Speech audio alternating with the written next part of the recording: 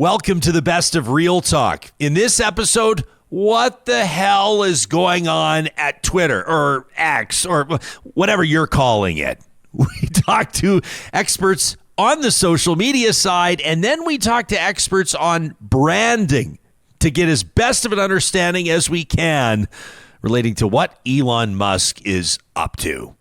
This episode of Real Talk is presented by Business Career College. Did you know that certified financial planners start at six-figure salaries in Canada and the demand for them is growing fast? Become a CFP with Business Career College and you could launch your own business, earn great money, and help people achieve their financial goals. Business Career College is the best place to get your CFP with online courses, expert instructors to help you through, and decades of experience helping students to succeed. Learn more at businesscareercollege.com. This is a relay project. Real Talk starts right now. Here's Ryan Jesperson.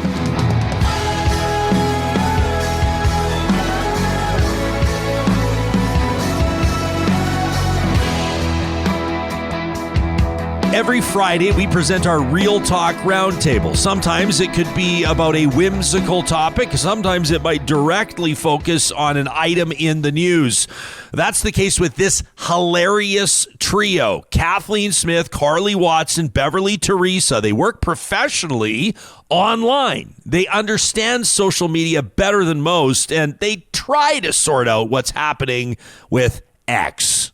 When you wake up in the morning, Beverly, are you on Twitter like in the first 10 minutes, or is that something that you ease into once you've had a couple coffees? I check my email and then I check Twitch because I want to see who's online, and then I check Twitter like after I've had coffee, after I've had breakfast. I was telling you a quick story earlier this week. Somebody who I don't know, but a real talker, so you know I appreciate them right away, came up and said, "Why aren't you streaming on Twitch? Why aren't you on Twitch?"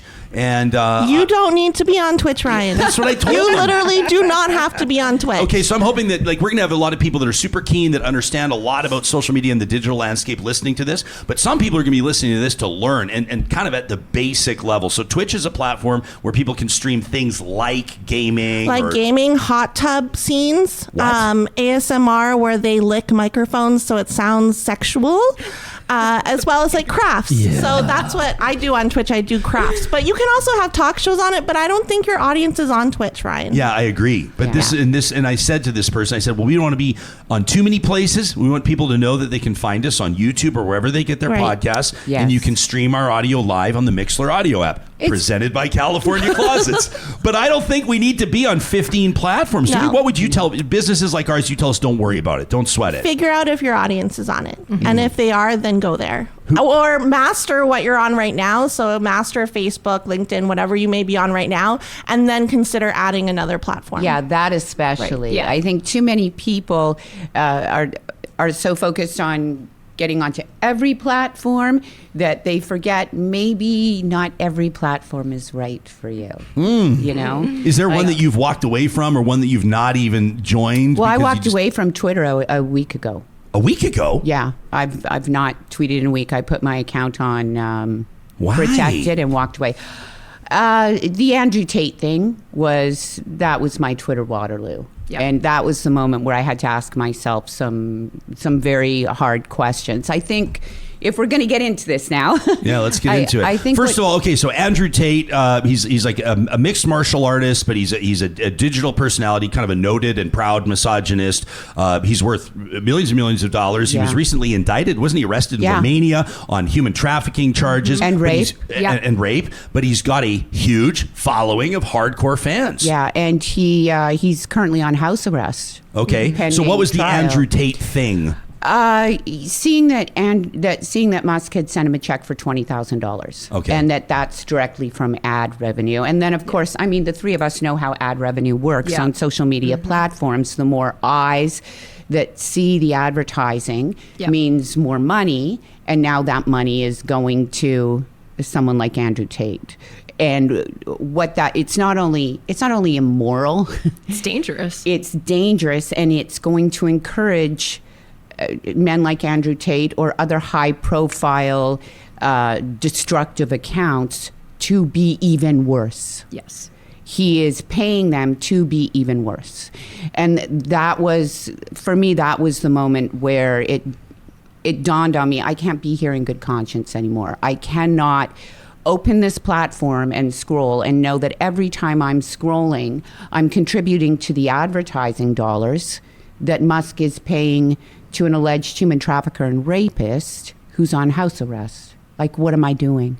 I can't even call myself a feminist and be on this platform. Well, it's like, where are the morals in that, right? Yeah, like that for me was a breaking point. And we have a friend in common, Dr. Rob Tarswell. I think you've interviewed him at your last job a few times. I've known Rob since junior high school. Yeah, we don't talk about the last job. That's why I say just the last job. No, we talk about it a lot, actually. And he and I got into a discussion about it, and he's a psychiatrist who deals in urgent psychiatric care. And when he said to me, and he's dealt with rape victims, he's dealt with some of the worst scenarios we can imagine. And when he said to me, yeah, that was my Twitter Waterloo too. That was the moment I knew I had to get out.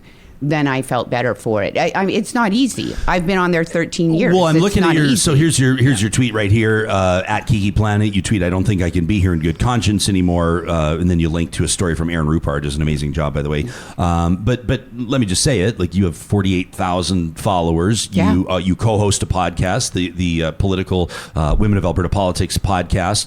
Like Twitter, to a certain degree, you sort of feel like you almost need it. Yeah. To do your job. So you're doing this at, I mean, I know you're not looking for pats on the back and stuff like that, but it's detrimental to what you're endeavoring to do. You're nailing your feet to the floor to a certain degree, right? Yeah, On a matter of principle. And because we've been friends pretty much since long time. The day I was first started on Twitter, that Twitter for me wasn't just a social media platform. It's become a very important part of my identity in this city. Yeah, even. sure. It's an extension of my life. And I held off a long time quitting for that reason. And we've built communities there. Mm-hmm. In the early days of Twitter, the Edmonton Twitter community did amazing things. Amazing. It was kind of, Edmonton was almost kind of known, at least around the country, even further, as like a city that was very engaged, right? Internationally, we were known. I believe it was WAPO did a whole column about what an amazing Twitter community we built in this prairie town. We're one of the most active communities in Canada. Why do you think that is? I don't know. You got to look at like Edmonton in itself. Like, I feel like Edmonton is such it's a big city with like small town kind of community. Like, everybody knows everybody, and I feel like there's so much activity that happens within Edmonton that really connects people. And on Twitter, it was just like a whole other dynamic of connecting online with everybody within Edmonton that way.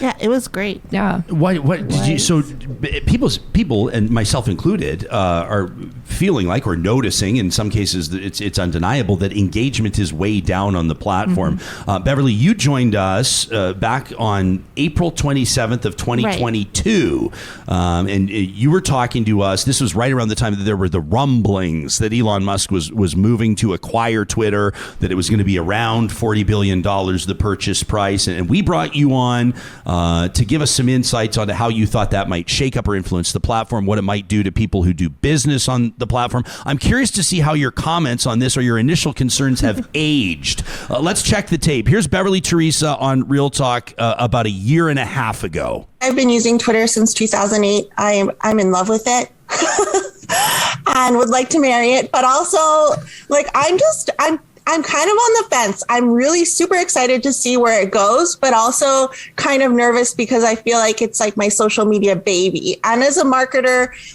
him talking about how he doesn't maybe want to show as many ads and things like that. So how does that impact my industry as well? Okay. So, present day. Twitter advertising has actually gone down, according to some reports, which is, I don't know if that's a good thing or bad thing for Twitter, probably a bad thing. And engagement, I feel like, has gone down as well. And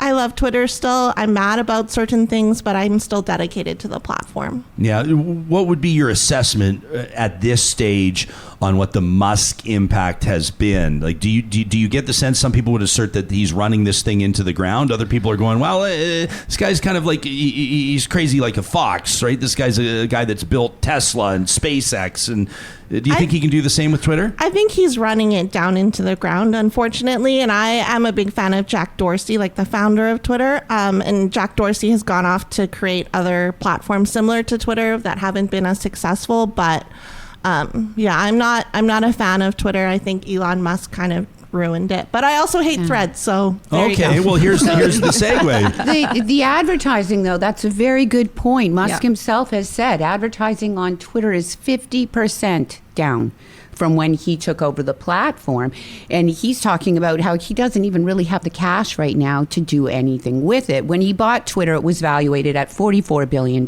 Here we are 8 months later, and it was at $15 billion before Zuckerberg launched Threads.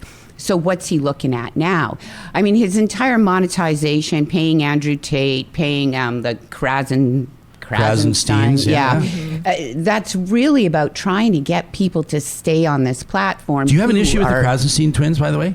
Oh, yeah. We had one of them on the show a while back. Oh, did you? Know that? Yeah. They're Musk ass kissers. Yeah. They just kiss ass. And for them, it's all about their numbers and their popularity. It's not about being effective. So I'm not big fans of them. But for most either. people on social media, it's about numbers absolutely and popularity. It is. No, absolutely. It brings out the worst in people, doesn't it? Like it brings out in our vanity. Yeah, right? our narcissism. In our ego and our narcissism. Yeah, feeds it. It absolutely does. I mean, I've been prey to that. You've been prey to that. Of course. I think anyone who manages to establish any kind of following on the platform, you fall prey to the local celebrity. You start thinking you're a pretty big deal. Oh, hell.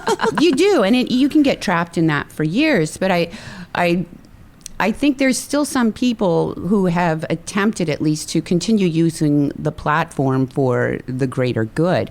But when you've got an owner who is basically, fuck the good, because that's his approach to everything. Not just that, support the bad. It's support the bad. He's amplified the absolute dredges of the internet. Like, it just makes it okay for other people who are like hiding within those thoughts and those values that they have to vocalize them and put them on the internet. And it's just astounding to me to see how many people that I was even close to within like the last 5 years that I am no longer close to because I didn't realize that they had these certain things that had come out of them because that had made it okay for them to vocalize it, or at least in their mind. Well, and I think we have to consider, too, that trolls and bot farms aren't content creators. Mm-hmm. So when Musk takes to his own Twitter account to brag about, screen time's up this much, and engagement is up this much, well, we don't know where he's getting the numbers from. They're not internals. We know that much. And the other thing he's not telling people is that you might have some butthead in mommy's basement who's got 50 troll accounts and he's running them all, and each account is tweeting, a tweet per minute. That is not content. No. And the content creators that drove Twitter, that made the platform what it is and did that work for free, they're leaving in hordes now. Yeah. Because there isn't a space there for content creators anymore. Okay, so when you pieced out from Twitter a week ago, did you automatically, or had you already moved over to Threads? It was already there. You had activated. It's simple to use for people that don't know basically this. And you all three can correct me because I really don't know what I'm talking. I have a basic, just ask Johnny. I have a basic working understanding of all of this. But if you had an Instagram account already, they've made it pretty simple. You still have the same username. You basically click one button and then you have Threads. Yep. Threads is kind of like a hybrid of Instagram and Twitter, right? It's. I would say it's more like early Twitter. Okay. I think I'm not sure how much your audience is aware of how Threads came about. Well, school us. Let's discuss that just a little bit. So Zuckerberg's team at Meta had already been working on an extension for Instagram that they didn't plan on serving as a Twitter replacement, but more of just a way to get some people from Twitter to move over to their engagement platform. Then Musk put that limit on reads. Yeah. So out of the blue, we all wake up one morning and, hey, guess what? If you're not an $8 chuckle fuck, Can we write that down? I was going to say, we got to put that on a t-shirt. $8 chuckle fuck. I am stealing that, but I will credit you. You need to tweet it. Yeah. So if you're not paying him $8 a month to be on the platform, well, guess what? You only get to read 600 tweets. I have 46,000 followers. I follow close to 15,000 people. 600 tweets. That's a joke. That's 90 seconds on Twitter for me. And then I can't read anymore. Yeah. Then my rate limit is expired. Well, when Meta saw this, they immediately decided, okay, we have to launch now. Yeah. And they weren't ready to launch, but they launched it anyways. And unfortunately, I think in the absence of a few fundamental Twitter options, that hurt them. And they are slowly working on the platform and bringing those options in. But until they've got, I think it was a mistake for him to launch without hashtags. He should have at least waited till I agree. Yeah. he had hashtags, because that turned a lot of people off. They couldn't find the topics they wanted. They couldn't find the other users they wanted to engage with. I love that podcast, Today Explained. They do a really great job. I don't know if you guys listen to it. Awesome. It's like a 12 to 15 minute, they do such a good job. And they were saying that one of the fascinating things about watching Threads in the first couple of days was you could see improvements happening. You've got like some of the world's best code, what do you call them? Code writers, Programmers? authors, code programmers. Yeah. Some of the world's best working on it. And so they would say, like, you could see the app evolving over the course of several hours. Yeah. And improvements being made to it. Typically, though, that's not how you want to launch something. You'd want to be doing it in the public eye. No, but he played it smart. The thing he did that was smart was make that like a draw, make it a bonus. You get to tell us what you want next. You're in on the ground floor. Yeah. Exactly. So you, in the first 5 minutes of the show, you assert, Beverly, I hate Threads. I don't like it. How come? Personally, like for personal use, I do not like it because, okay, well, I don't really use Instagram that much, and some of the Instagram people I follow, I don't really like. I just follow them back. Why? It's a creep follow. Can we turn this into like a psychologist moment? Like, why do you think that is? Do you feel pressure to follow back? I do feel pressure to follow back. Even like even on Twitter, like a real person will. I make sure they're a real person. A real person will follow me, and I'm like. And maybe they've tweeted at me before, and I'm like, okay, yeah, I'll follow you back, even though I don't want to. I see. Interesting. I'm just a nice person. I can't help being this nice. Yeah, you are a nice person. But you've got strong words. You're good Canadian. You've got strong words for Threads. What is it kind of in particular? I think that people are going to like the Instagram users are going to confuse it for, hey, this is just going to be where I post the same stuff that I post on Instagram on Threads. And also, I just feel like, I don't know, it's missing so many features, as well as like you can't delete Threads. Like you can't delete your username from Threads unless you delete your Instagram account, which I don't really like. It's changing soon, though. Yeah. Meta's promised that'll change within the next month or so. I have to say, what I do like about it is, so I have Instagram verified for many reasons. Obviously, I wanted to test it just based on, working with so many clients over the years. I wanted to see what it was about. But when Threads was introduced, it also transfers over to Threads. So you're not just verified on Instagram, you're verified on Threads. And help people understand, like, why is it such a big deal to be verified? Everyone, I mean, Kiki just references the $8 chuckle fucks. It's almost like if you're paying to be verified on Twitter right now, it's almost embarrassing. Yeah. I mean, that's one way to look. It's a one way to look at it, but I look at it as kind of embarrassing. Yeah. So why is that good for you on the other platforms? So Instagram in particular, over, I'd say even the last couple years, like there have been so many fake bot accounts. I've seen so many people click a link by accident because one of their friends sent it to them, not knowing that they were hacked. And basically the verification program within that is just an extra layer of protection versus just having like second authentication. So that's what I really like about it. That, and if somebody goes and makes a fake account of me and say post some like really like offhand things that like I would never agree with, it's very clearly not me. People know that I'm me. Got it. Yeah. The Spectator Index posting some interesting numbers just a few days ago, and I'm curious for your take on this as well. The concern, of course, might be with any new venture that it's a flash in the pan. Threads had, as of the 7th of July, shortly after launch, 49 million daily active users. Not too shabby for a brand new app. 7 days later, on the 14th of July, 23 million daily active users. The number slashed in half. People were also spending, I think, in the beginning, on average, about 25 minutes on Threads, and now it's 8 minutes a day. Okay. So what does that tell you as an expert? I think it's just too early for businesses. Like, if you want to test it out. But I think it's too early to tell. And we've seen Facebook or Meta try and do other products. Like, I think it was Parse or Beacon. I forget what it was called, but it was similar to Snapchat, and it failed. And then they basically tried to copy TikTok, but still can't steal the users away from TikTok.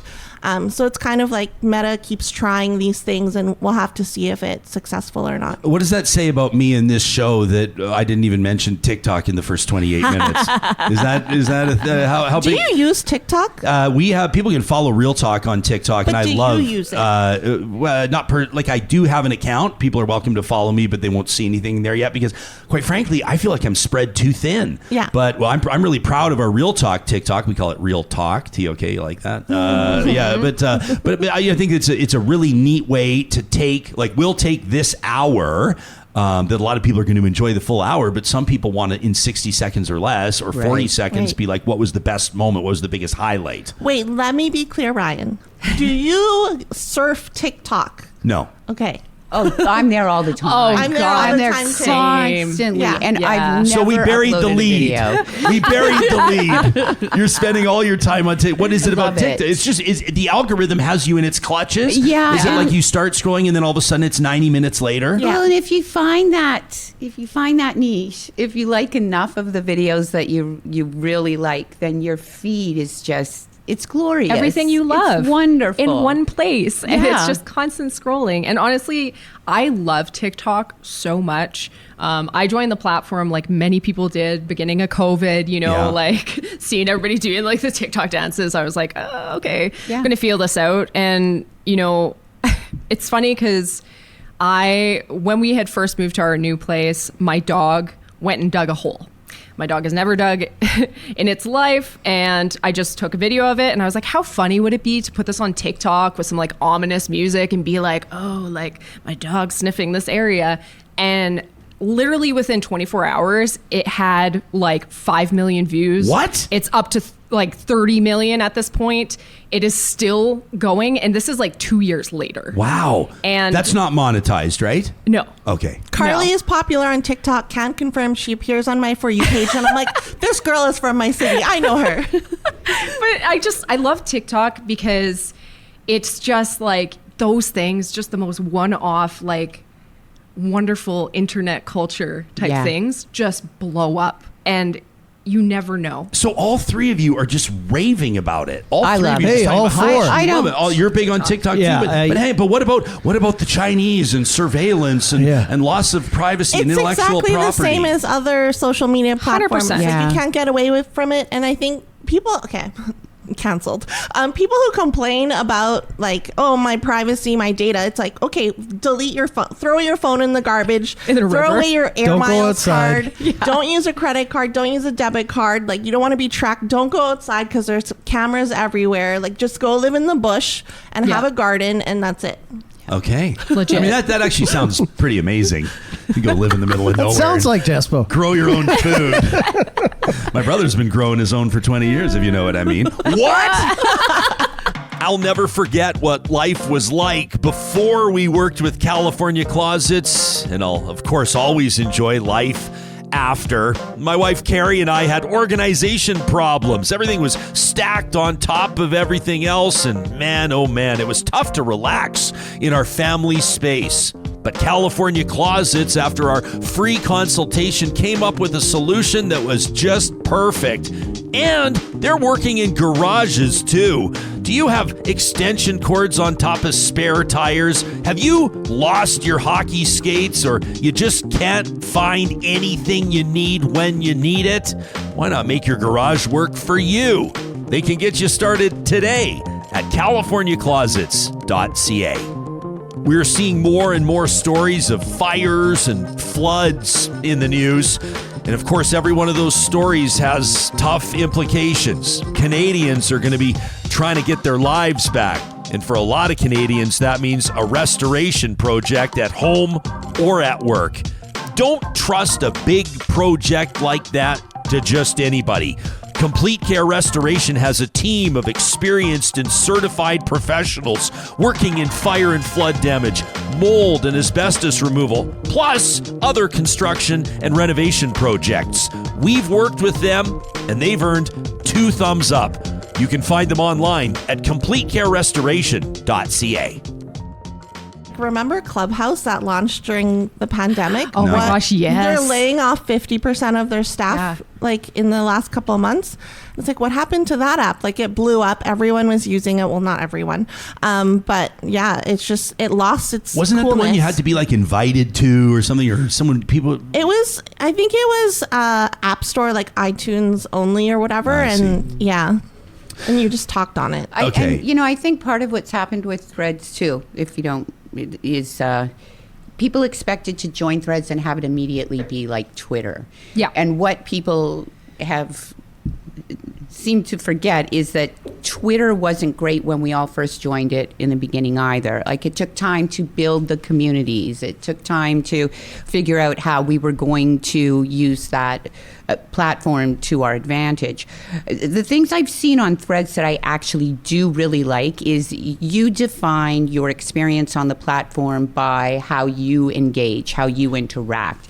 If you like a tweet from a troll, a post, or a thread. Yeah. We don't call them tweets. If you like something there, you're going to get more of it. Yeah. If you engage with something there, you're going to get more of it. You control what's happening in your feed. And there's some people who don't, they're not crazy about having to put in that effort. What I also like is right now, the users on Threads are taking control of the platform and moderating it themselves. And that's something that has been seriously lacking on Twitter. So if you're on Threads and you start engaging, because there are some trolls in there, there are some far right-wingers that have already transitioned over. That tangy lasagna person is there, and heaven knows she causes, what's her name, Tammy Lauren? Oh, yeah. I just call her Tangy Lasagna. She's in there. And Did you give her that name? Or yeah. I don't know, that's what I've always just stay up at night and just scribble these things? You got to make a t-shirt company.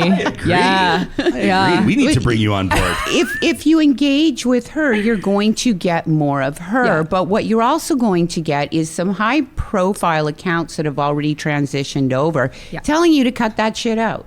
He's saying to you, look, are we going to repeat the same mistakes we made over on Twitter? Are we going to amplify the worst of the internet? Are we going to, in the name of the gotcha gang, requote these people, retweet these people, and give them exposure to our own audiences? So it's fabulous to see users taking responsibility for keeping the room tidy. Yeah. They're like, this is a new joint. We're going to keep it clean in here. Yeah. Everybody's going to be cool. So it's a righteous vibe right now. Whether or not the righteous vibe can last. Yeah. I mean, it's social media. I do have to say, though, it's really interesting to me just from, you know, a standpoint of what I do for my work. Just the transfer over of the audience from Instagram. I'm seeing folks who have literally never been on Twitter. Yeah. Period. Loving Threads. And I'm like, guys, where have you been? Like, do you know of Twitter? But they love it. And now they're within that type of community. And like, for me personally, obviously it's dependent on what you like and what you post and what you interact with. But for me, it's a good mix between Twitter, Instagram, and kind of Tumblr, or like old school very Tumblr. Much. And I'm finding it's a lot of like very like content, like visual based. At least on my end currently, and people are just having fun. It's really refreshing. You know, some days, and I'm sure you both can relate to this, being on Twitter can be so exhausting.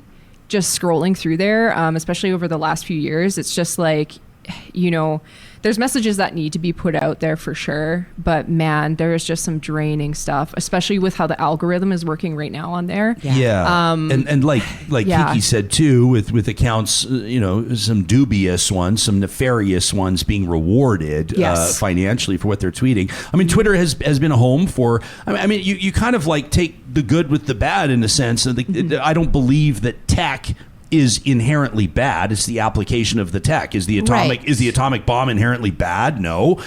Is the use of it, the application of it, problematic in many circumstances, if not most? Obviously, right? Yeah. I mean, kind of a weird example, but there you go. So, I mean, you want to talk about conspiracy theories? You want to talk about where it's gone since, probably 2016, but even before, with Trump being elected as president of the United States. I mean, geez, his social media journey pretty interesting as well with Truth Social. He's still sort of refusing. He was playing it cool with Twitter, not coming back after he was banned under previous ownership. But the conspiracy theories that we see can fester and spread quickly on Twitter, which brings me to the next point. I wanted to put this in front of you all. Robert F. Kennedy Jr., RFK Jr. yesterday or this week has been testifying. Republicans. I mean, the guy wants to be the Democratic nominee for president, right? He wants to represent the Democrats. He wants to run against Trump. And a lot of people are really cynical about that and questioning the motivation because it just feels like a weird fit, right? The Republicans are the ones that invited him to testify before Congress this week about supposed censorship on social media. But if you were watching those proceedings, you know that it went well beyond that. Accusations of his past and anti-Semitic comments, his insistence that he's, quote, never said anything racist or anti-Semitic even once in his life. Let me tee this up, and we're going to bring this back local in just a second. But here's RFK Jr. on the record talking about COVID-19 and who it's bioengineered to target. COVID-19 is targeted to attack Caucasians and black people. The people who are most immune are Ashkenazi Jews and Chinese. Okay, so the Jews and the Chinese are escaping the bio-targeted COVID-19. This didn't sit well with a lot of the representatives that were participating in these committee hearings, and that includes a congressman out of Virginia, Jerry Connolly, a Democrat and a big fan of the Kennedy name, as we heard yesterday, scathing words. And no matter what you may think, Mr. Kennedy, and I revere your name, you're not here to propound your case for censorship. You are here for cynical reasons to be used politically by that side of the aisle to embarrass the current president of the United States, and you're an enabler in that effort today. And it brings shame on a storied name that I revere.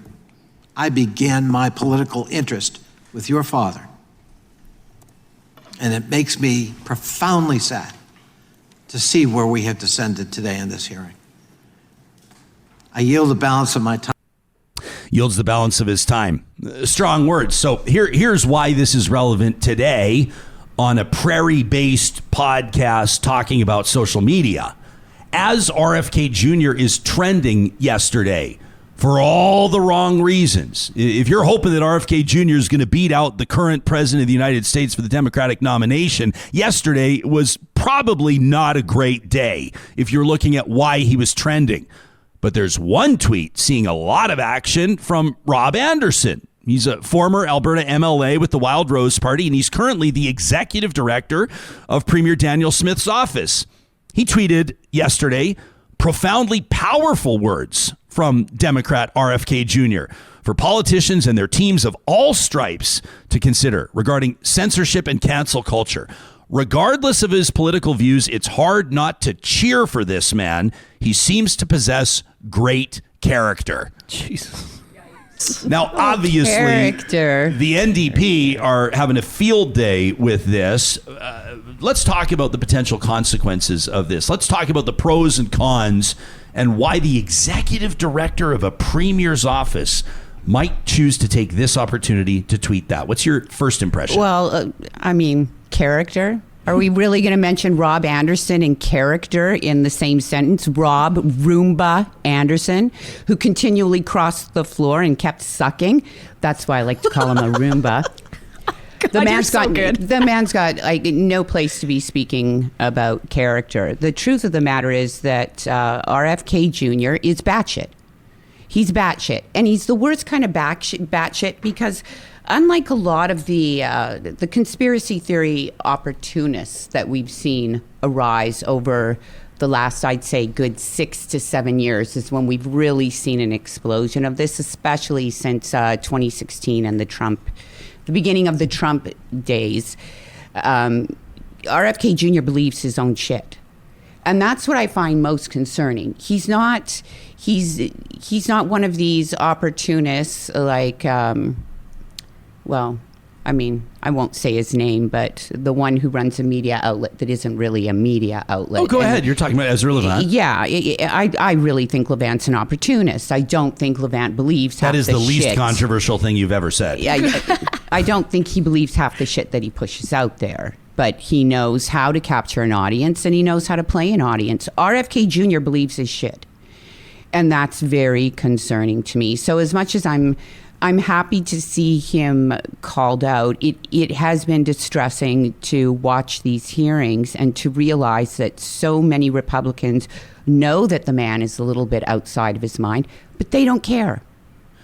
So let me ask you this, Beverly, because you let people know your number one skill set is helping businesses and, let's say, organizations, maybe governments, not suck on social media. For the executive director of the Premier's office, was this actually an astute move yesterday? Because he doesn't need to appeal to everybody. Rob Anderson's not trying to change the mind of NDP supporters right now. He's trying to make sure that their base, the conservative base, is strongly supporting the Premier. Was it actually a wise move? It's funny because I've actually trained like local politicians on social media, and I would that guy needs some training. I don't follow politics, so I ignorantly don't know who that person is, but yeah, I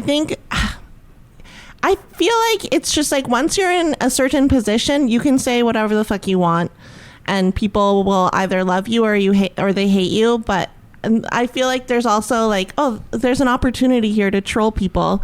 Let me be a troll. But also, I'm glad that I'm not going to get COVID because I'm not white or black. So, hey, congratulations. Thank you. Oh, you really dodged a bullet. I know.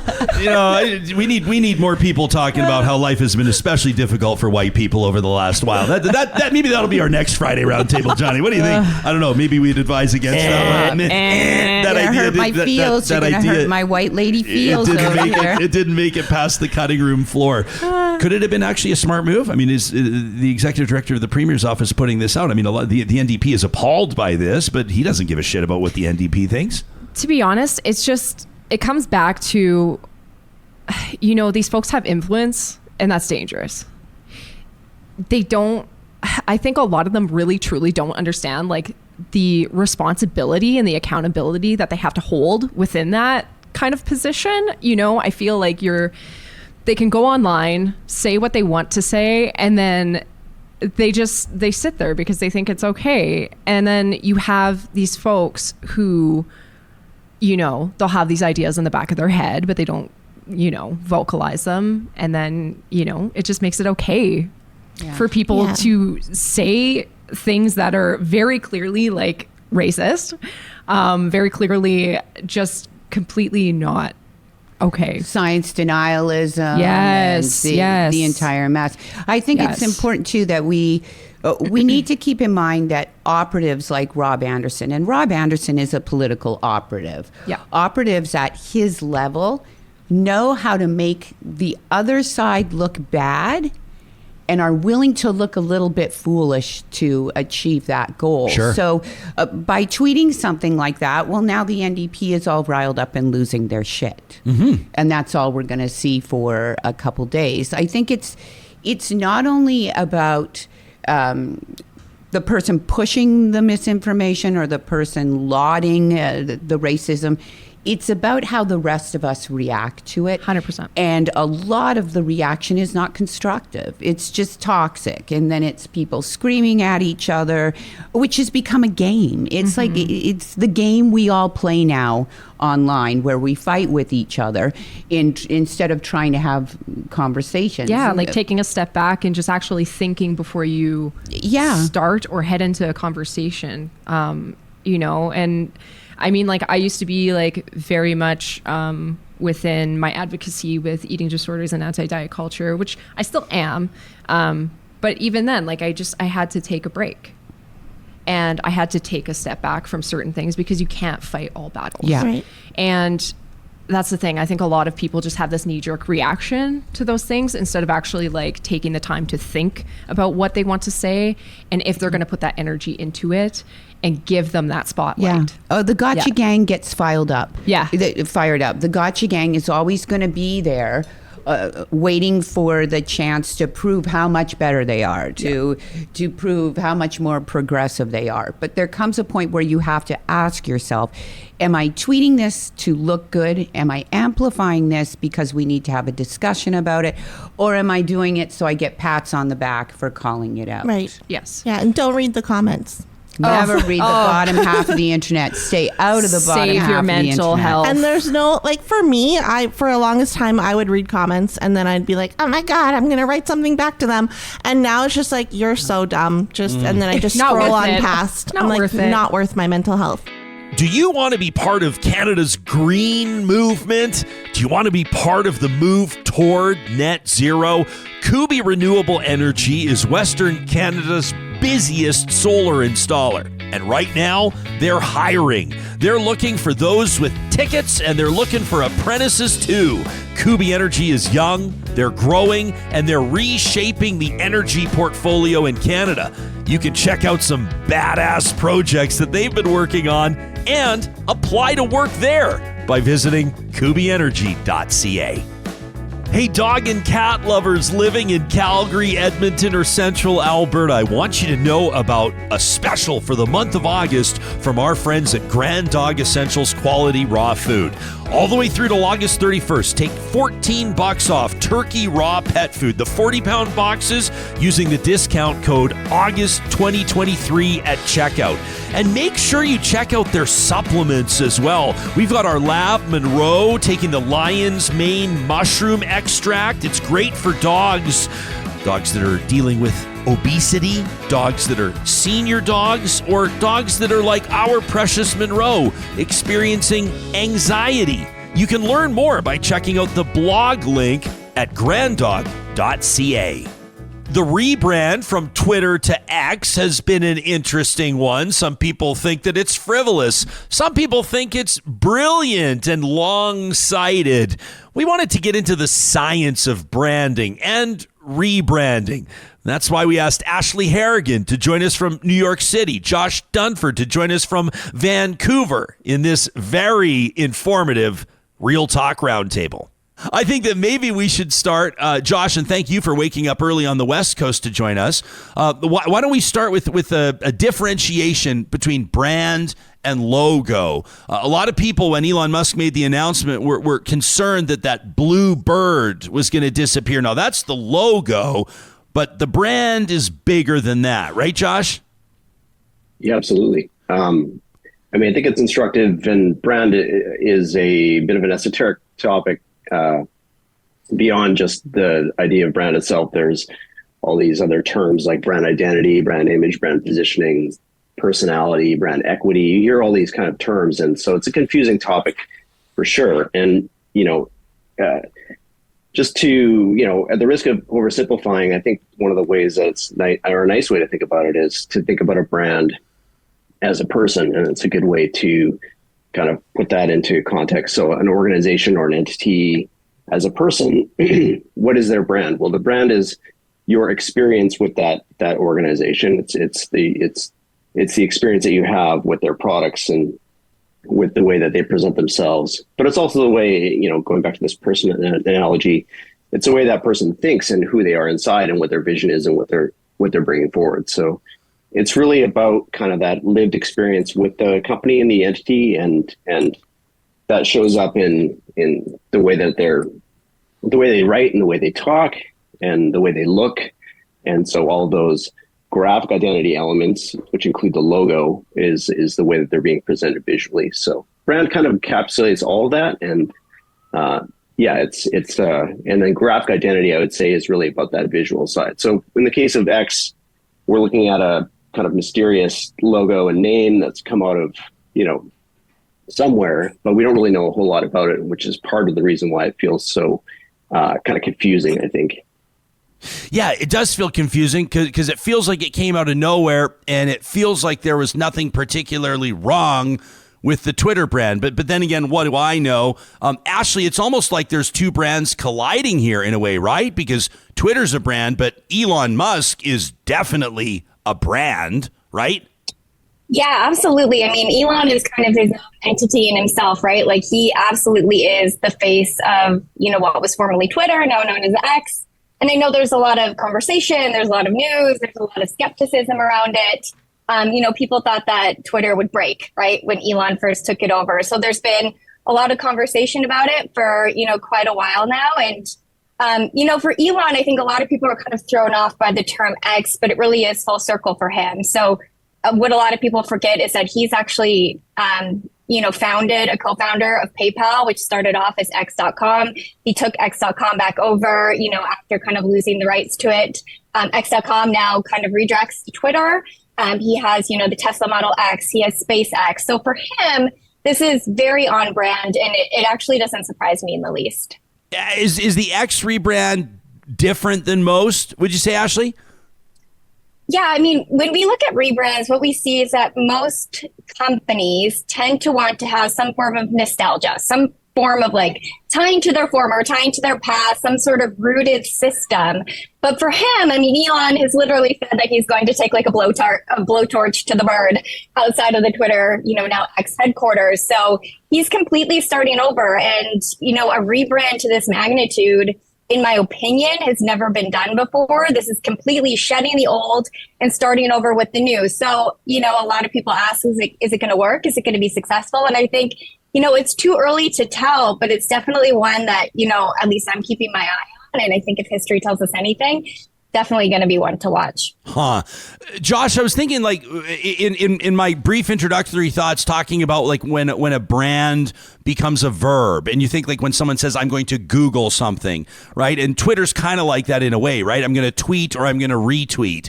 I think of someone that wants to go jet skiing, like Sea-Doo doesn't love that people call it jet skiing, but would it be brand suicide or business suicide for jet ski to rebrand for Google? I mean, everyone's talking about Google and Alphabet. When your brand becomes a verb, is it a riskier rebrand, Josh? I mean, there's a lot of equity in a when there's a quality like that, like Kleenex, or for facial tissues, or there's lots of examples. So yeah, I mean, he's certainly Elon Musk in this case is turfing quite a bit of what most people would consider to be some kind of equity. Actually, you probably agree, I think, but and so we all wonder why, why would someone do this? But we've heard a bit about some vision for a kind of a future thing that's much bigger, in this kind of like super app, and so yeah, I guess it's a place to make news, and maybe a very important place to make news, the actual platform itself, and so. Why not do something crazy like this? Because we're all talking about it, and so you may keep and retain and build buzz, and there's probably some advantages there. Although it remains a bit hard to see, I think, at this point, because we don't really know the full vision. It's just this sort of little bit of an idea or some hints about the future. So, I think it's kind of a wait and see. But yeah, turfing like a known verb about tweeting, it seems insane, but well, remains to be seen where he's going to go with this. Yeah, I guess. I mean, Ashley, what's the biggest risk that Elon runs here? Yeah, I mean, I would agree with Josh. It's just the overarching brand equity. I think it's probably one of the most well-known brands on the planet. I think people inherently will still call it Twitter for a while until it's, kind of fully made its mark. But I think what's interesting is that, Elon has stated that, tweeting and Twitter made sense at, the beginning of the organization's kind of idea, when you could have, a character limit to talk to people. And now it's so much more than that. Like Josh said, it's going to be kind of the super app and then everything app. Some people have said it's like the WeChat for the West. So, I think his vision is that it's going to be more than just tweeting. You can, conduct your financial world online. Maybe this is something that a lot of small businesses are going to adapt. And Twitter and tweeting wouldn't really make sense for, the business model and the organization as a whole. So in that aspect, I think he's not afraid to live in the now and kind of look futuristically. So, pending on his vision, I think it's a smart move. Ken is in our live chat. He says, this is one of the worst rebrandings I've seen since Prince went to the symbol.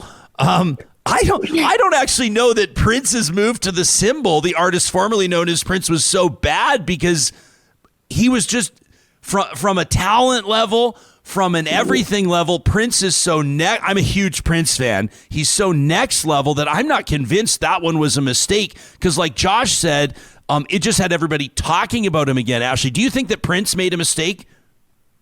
I'm originally from Minnesota, where Prince, his stomping grounds are. So I don't think he made a mistake. I think it kind of became symbolic with who he was, but I think he was another person who just was his own brand. In Minneapolis and Minnesota, they would have kind of his logo and his, kind of projected on the sidewalks and all these types of things. So I don't think he made a mistake. No, I disagree with that. Okay, Ashley, what is one of the worst rebrands you've ever seen in your life? This is prior to my lifetime, but I do a lot of reading, being in the industry. And I know many of our listeners would be familiar with kind of the Coke and Pepsi kind of wars back in the 1980s. I know there's even been some Netflix commentary on it, a little bit of a documentary there. But I think the new Coke was probably one of the worst flops that at least I have read up on. It was so bad that, they had tens of thousands of people kind of writing in that they were, abandoning Coke. At that time, Coke and Pepsi were kind of a 50-50 split, right? Like some people loved Pepsi and some people loved Coke, and they kind of had this head-to-head relationship. And when Coke rebranded to New Coke and they kind of changed their formula, Pepsi actually celebrated. They gave their employees the day off. They took out a full-page ad in the New York Times, I think it was, saying that the other guy just blanked. It was very bad. People were pouring it down sewers. Their loyal consumers, I think they turned their back to them, and they were trying to cater to those who loved Pepsi by kind of changing their formula and calling it New Coke.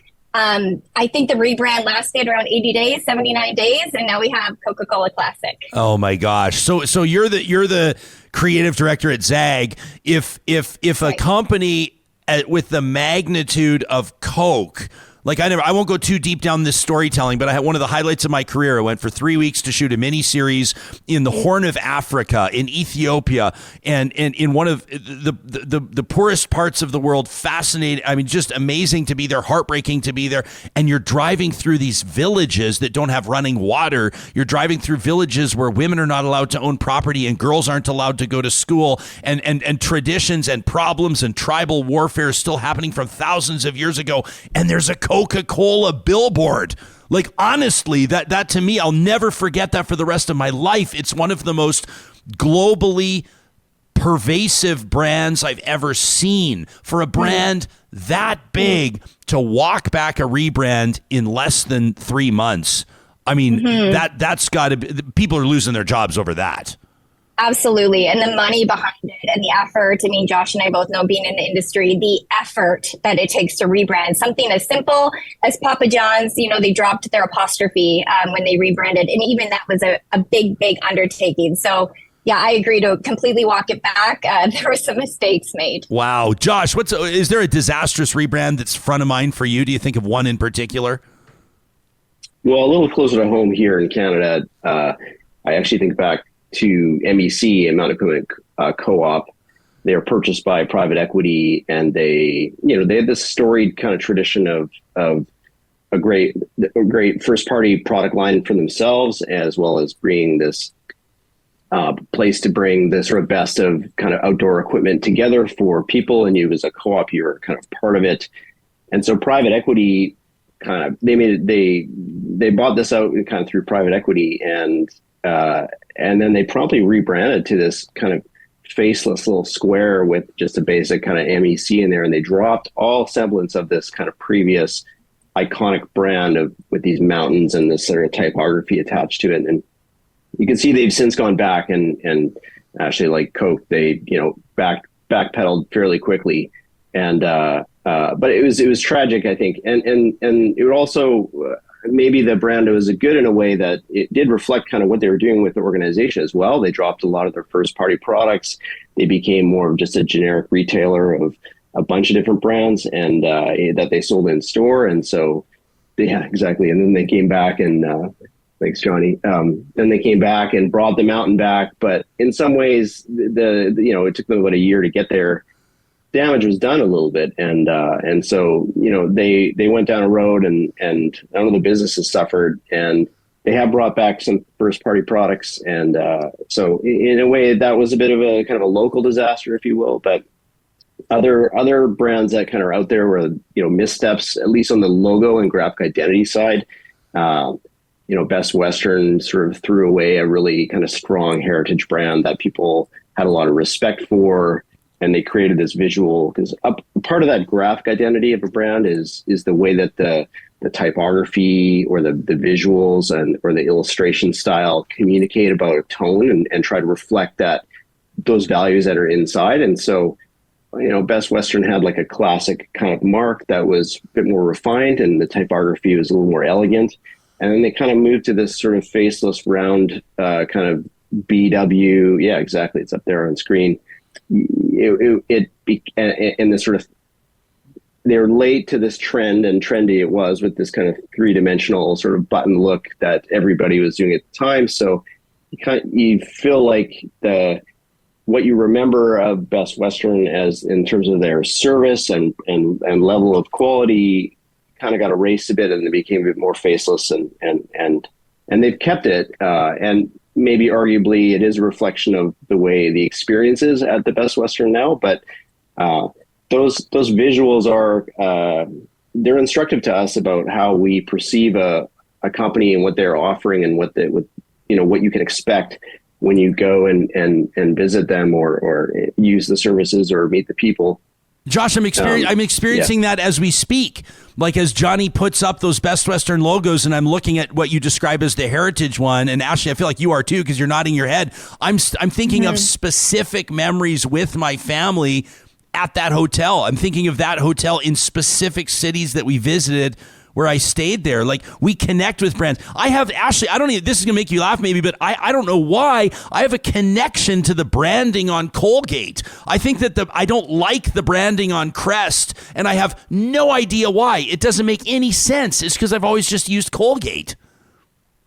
Yeah, that's interesting. And, I haven't thought about this before, or recently, I guess, but there are a lot of loyalties, even in small transactional things like that, right? So like toothpaste, Colgate versus Crest. But, you find that once people kind of pick something, it's usually based on how a brand offers to make them feel, or how it's going to make them look, or, it's a lot deeper than just the logo. It's a lot deeper than just the colors. And I think, that's where we talk about brand experience, and then how people kind of, interact with the brand, how brands treat their people, brand loyalty, all those things tie into kind of why we're choosing different brands like that. I don't necessarily have an opinion of Colgate over Crest, to be honest. I think I'm more of a Crest girl, but I could not tell you why, to be honest. Yeah, I don't know. I mean, I can't tell you why either. It makes zero sense. All I know is I've always used the one, and I just wouldn't buy Crest, and it might be a way better toothpaste. I have no idea. It's funny. We're so susceptible. It is. We're so susceptible to marketing, right? Yeah. It's absolutely subliminal. And, I think, and Josh would probably agree, in this industry, we study how many messages and opinions and advertisements and people are completely inundated with. And eventually your mind just starts to suppress it. It pushes it down. You kind of pick what you put at the top of your brain, and you tend to stick to those things unless something major happens that causes people to think twice about, am I going to be loyal to this brand? A lot of that has been happening in the news about, maybe brands making certain decisions over others, what they align themselves with. That all kind of factors into, the choices that we make every single day. Yeah, I'm getting fair criticism here on the live chat from Giants for Life, who says that I need to live a little and try brushing my teeth with Crest. I wouldn't disagree. Maybe I'll go wild this weekend and I'll even brush with Arm and Hammer. I don't know. We'll That's see. the powerful stuff. Sensodyne, maybe. Ken follows up, by the way. I don't know if Ken works in branding. He's been talking a lot about brands in our live chat. He says Costco. He says there's a brilliant brand. They're associated with being closed on holidays, good pay for employees, cheap hot dogs, consistent margins, and a consistent store experience. Large muffins. And large muffins. Okay, good. What do you make of what Ken says there, Josh, with the Costco brand? He's not talking about the logo, right? He's talking about the brand and what it represents.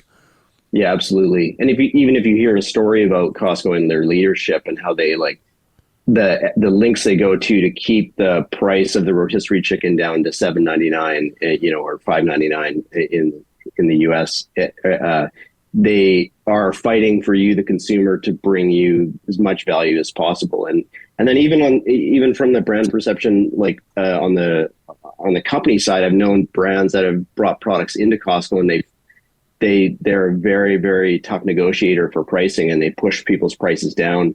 You can't get your product in there unless you really just scrape your margins down to a very low amount. And so you really get this feeling, they're there to create value for me. They're not spending any money in these warehouses that are not appointed in a way to feel comfortable or feel like a Best Western. They tend to you just know they're on your side in terms of value, and that's a great position to have. And people are willing to pay those membership fees yearly to be a part of that and enjoy those savings. And you feel like someone's in your court with that brand. So I absolutely agree. We're talking to, if you're just tuning in, live streaming this Real Talk Roundtable on the Mixler live streaming audio app presented by California Closets. We're talking to creative director from Zag. Ashley Harrigan is joining us from New York. Josh Dunford joining us from Vancouver. He's the founder of Burn Kit. I want to make sure there's no conflict of interest here. I didn't put this one in front of either of you ahead of time. Neither of you worked on the Edmonton Elks rebrand, did you? No. Okay. I don't want to put you in a tough spot. Are either of you familiar enough to talk a little bit about it? Gabe has a question here in the live chat, and he says, what about the Elks rebrand? He says they totally ignored their fan base. By that, he means season ticket holders. I don't know if I 100% agree with Gabe on them ignoring their fan base. The franchise was facing a lot of pressure. I don't think I need to tell the two of you in so many ways as the Cleveland Indians, the Washington Redskins, a lot of teams that have decided to change their names and update them based on pressure, and I think for obvious reasons. And this is a brand evolution. Some have been more subtle than others.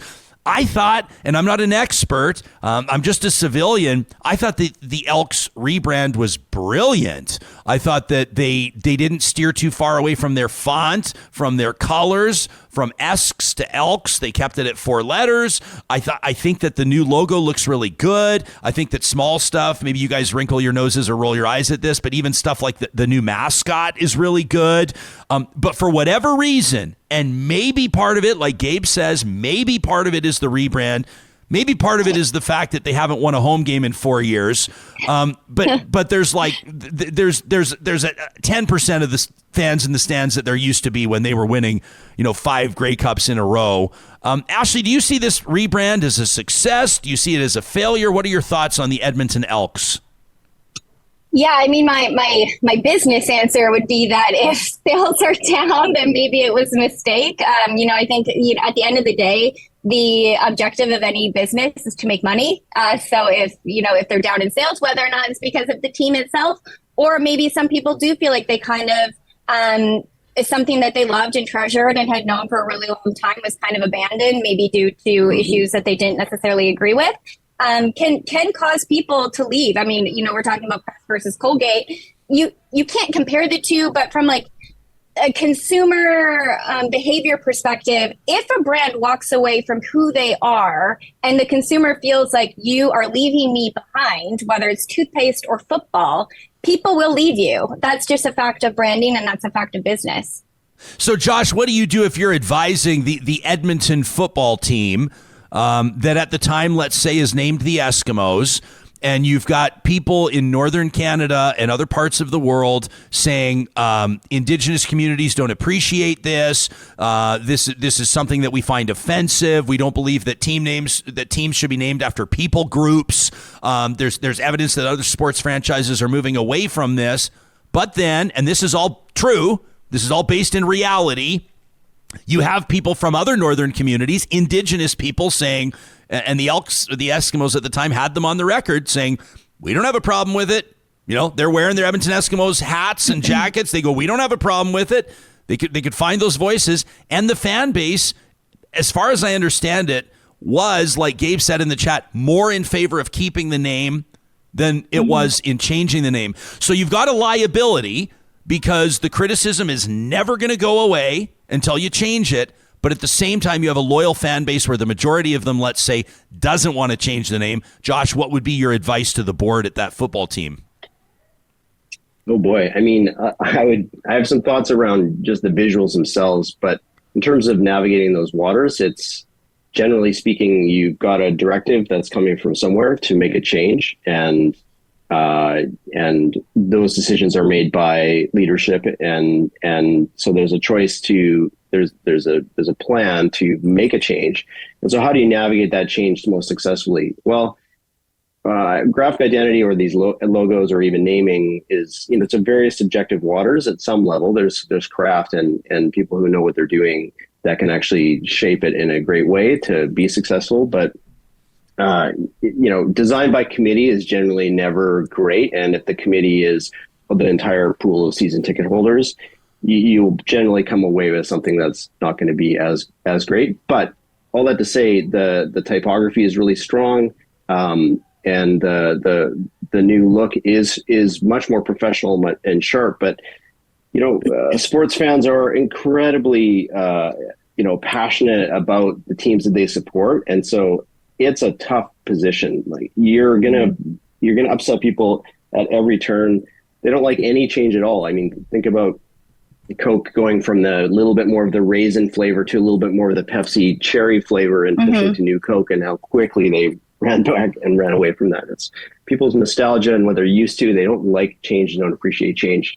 So I guess my advice to the leadership would be, this is a tough change. And if you can engage your fans in the process and try to elicit feedback and input. And if people feel like they're at least given a chance to express their opinion and share what they want, that's going to soften the blow for the change that's inevitably going to happen. But ultimately, people will have their specific opinion about a matter, and then if the choice doesn't go the way they want it to go, they're not going to feel great about it, and so it will feel like But back to branding, like the performance of the team is essential to that, and that's who they are. And so if they're not playing well and not doing well, and the fans aren't happy with the team's performance, that's gonna be maybe a bigger factor on the acceptance of the new brand. Yeah, I mean, I'll guarantee you this much: if the Edmonton Elks win a Grey Cup, nobody's going to care that they're not called the Edmonton Eskimos. Put it that way, right? I think that's probably safe to say. I should have asked Rachel Notley this. Lauren makes a great comment. Notley joined us yesterday on the show. Lauren says the Alberta NDP has to rebrand so they're not associated with the federal party, the federal NDP, which hurts them in Alberta, to be sure. It doesn't matter if you're looking to show up at a birthday or an anniversary, some sort of other party, or heck, maybe it's just a regular day that could use a little touch of something special. No matter the occasion, enjoy layers of celebration with a DQ cake.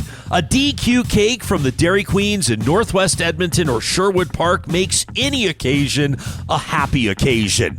You can visit them at Palisades, Nemeo, Newcastle, Westmount, or along Baseline Road. Pick up a cake from one of their freezers or order one custom from the Dairy Queens in Northwest Edmonton and Sherwood Park.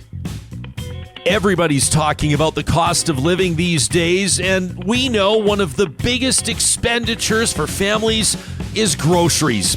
Friesen Brothers has their flyer, the Family Essentials flyer, ready for you to check out right now at Friesen.com. Friesen Brothers, family owned, understands what it's like. You want to put great food on the family dinner table, but you're watching your bottom line too.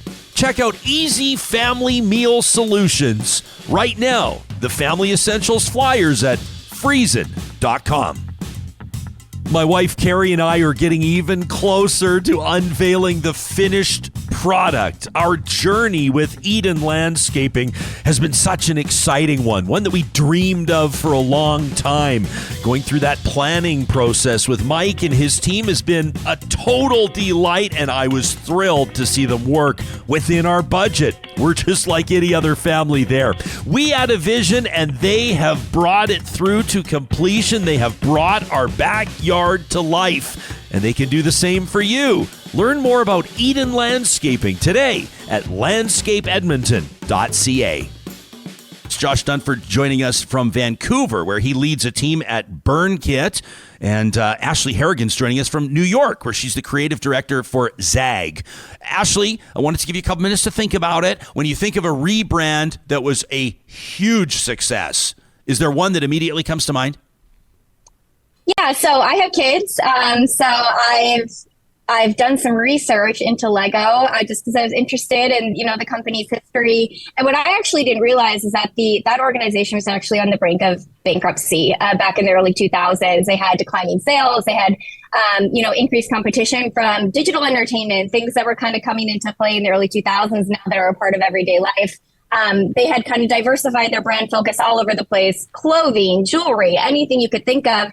And they were kind of burning themselves out. They couldn't survive. And so I think whether or not you want to call it a rebrand, and I would actually argue that there's kind of different levels of what we would consider a rebrand, right? Like it's not always kind of changing a logo, but they went back to their basics, right? Like they respected what made them great. They went back to the blocks. They got rid of the clutter. They got rid of the junk. They looked at their markets. They engaged children to actually help them kind of formulate some of their ideas. They let kids kind of, they have contests and let kids submit different things that they think would be cool to see. They had the Lego movie.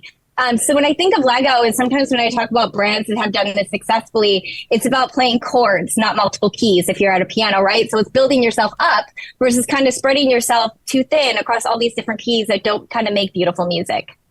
Josh, is there a rebrand that really worked well, you think? Well, I do like the classics, I have to admit. And so a lot of, Paul Rand's work, not Rand Paul, Paul Rand, the famous graphic designer. And certainly his classic logos are just fantastic. Also in Landor, FedEx is just been one of those marks that from a brand kind of point of view, I've always kind of spoken to me and from a visual and also just the way that the company presents itself. FedEx is, they've got this echelon, they occupy this echelon of the kind of premium delivery service, and they get your package where you need it to go. And so I love those. Those are strong brands. Also, I do love your ad reads, Ryan. It's always great to. I like listening to the ad reads. They're always excellent. So well, thanks, man. We try to infuse a little. If it's going to be called Real Talk, the ad reads should be real. And we want our audience members to know that there's no bullshit, basically, in our partnerships. And that's part of our brand, right? Like, brands need to be able to weather a storm, and they can gain credibility and build a following. And that's something that's not lost on us at all. Yeah. You talk about like big logos. Like, I don't know if this is kind of a question pretty difficult to answer. I'd say what is the best logo, or what's the biggest logo in the world? I mean, it's all subjective. I guess maybe we look at revenue or we look at share price, but I think of like Nike. We mentioned Coca-Cola, like Apple. Is there one of those, Ashley, that you think rises above the rest as one where they just absolutely? I mean, Johnny's putting up, for those watching on YouTube right now, the Apple logo. That's one. Right. That's just an absolute classic. Yeah. Yeah, and I hate to, be a traditionalist and kind of use all those common examples, but they're the best for a reason, right? Like Nike and Apple are two that absolutely come to mind. I mean, Apple specifically, we saw the logo there on the left on the screen, but a lot of people don't realize that was actually the original logo. And it was Sir Isaac Newton underneath an apple tree, kind of taking a bite out of an apple. And I think that lasted maybe about a year. Before Apple decided that they actually wanted their logo to kind of represent one of their core values, being simplicity. So you can see it's evolved over the years. Of course, we had the rainbow, it's been black, it's been kind of that titanium. But, at the end of the day, it is completely symbolic for who they are. And it is, to date, I think, one of the strongest brands out there, along with Nike, of course, too, which kind of represents, I think it's from the Nike, or from the goddess of victory, Nike. So it's they make sense and they tie back to something. And I think that's what brands have to remember, is that it has to stand for something and you have to keep it consistent. So when I talk about some of these legacy brands, it's like, yeah, they're great, but had they not been consistent with it, had they not stuck to it, had they not had good brand standards, had they not been, watching how it came to life across every single metric, every single, media, who knows? It might not be one of the greats, but it's about consistency being key and getting into the minds of consumers and having that repetitive feedback loop in their mind. So yeah, there's some of the greats, but I think there's a lot of things that kind of play into that. Yeah. A shout out to Carolyn Davidson, who was at the time a graphic design student at Portland State University. And as the story famously goes, Phil Knight asked her to design a logo for, at that time, his new shoe company. She billed him for 17 and a half hours of work in designing the Nike swoosh and was paid $35 for it. Right. Unbelievable. Highway robbery. Yeah. Highway robbery. I mean, you could argue that logo has earned Nike probably maybe 10 times 35 billion, but I digress. I want to ask both of you this. Josh, your very first thoughts. Does Hockey Canada, all things considered, need a rebrand?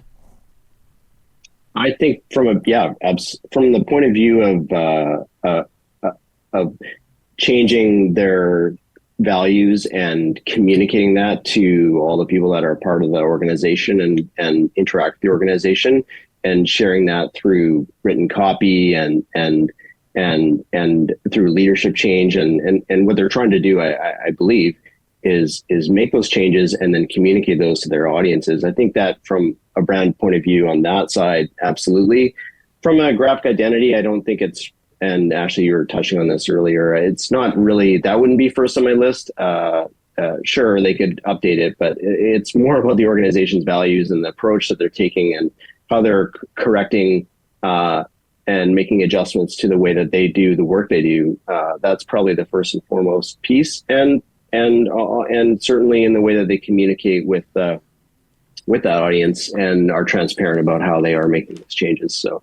Not the logo. I mean, you could, but if you wanted to, it's not like it's specifically a masterpiece. I think it struggles visually from what most or many graphic identities do poorly, which is they try to jam too many elements into one kind of visual. But that's not the issue. I think it's really about the organization and how they communicate the change that they need to make. Ashley, what do you think?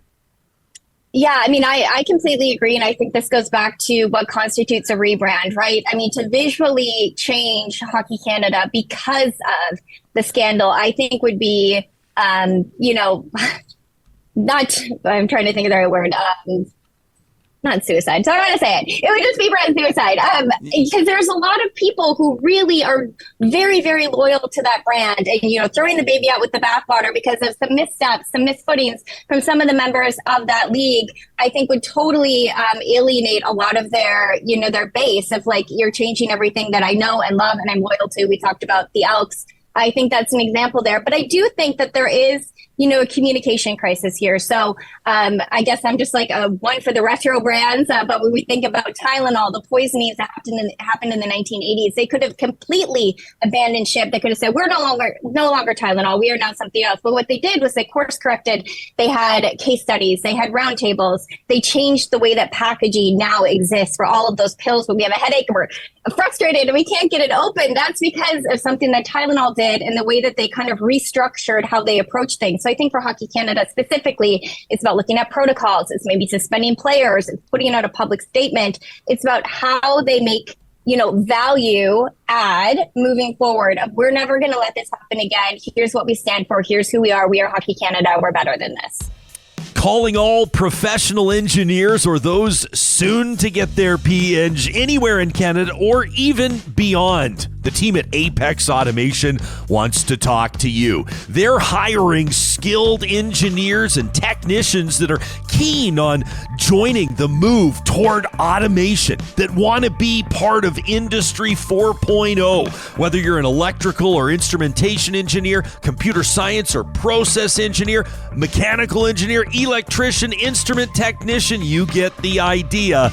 There's a place for you if you want to realize your true career potential at apexautomation.ca. If you're a decision maker for a business, big or small, or maybe for a municipality, you know the value, the importance of keeping your eye on your bottom line. Local Environmental Services understands that too, and their customers in Edmonton and Whitecourt and Regina and area understand that they're about so much more than just garbage. They believe that communities deserve better. Learn more about your full-service environmental solutions partner, Local, by visiting localenvironmental.ca. Thanks for checking out the best of Real Talk. If you liked what you saw or heard here, make sure to subscribe on YouTube or wherever you get your podcasts. If you want to check out our merch or how you can become a Real Talk patron, check out our website, ryanjesperson.com, and catch fresh episodes of Real Talk weekdays at 8:30 Mountain Time.